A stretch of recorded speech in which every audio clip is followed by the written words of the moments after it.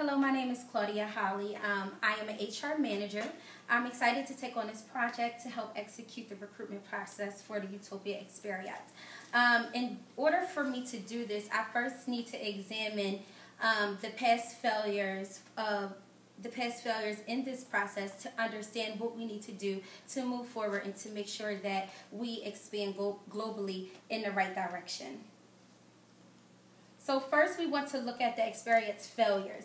Okay, an experience failures represents a selection error which is often compounded by ineffective experience manager and policies, which means that in order for us to make this process successful, we need to make sure that we have people in place in management positions that understand the duties and the in-depth of different cultures and different race as well. We're looking to evaluate our selection process, but first, again, we need to make sure that we understand our failures and pitfalls of the past. So I'm going to help you with some history on what I have gathered from past experience through their testing process. Okay, so it was found that 78% of experience indicated that they had not undertaken any test selection. 70% have not taken under any test selection, meaning these experiences was not tested on whether or not they were culturally ready to go forward in their process as far as moving out of the country, which can be detrimental to the company. 12% of experience responded that they were tested on cultural knowledge of host country, meaning that only 20% was tested, which is not a good number. Only 5% of experience had to undergo aptitude tests.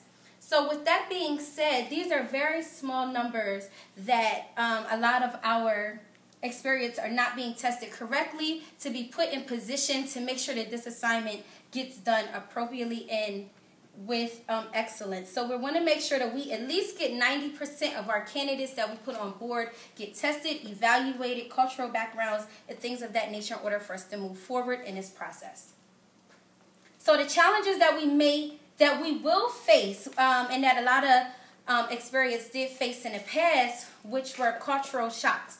Cultural shocks meaning the candidate did not have no previous traveling experience. They suffer from cultural differences, language barriers, disconnect in communication, cost of experience, and visa restrictions.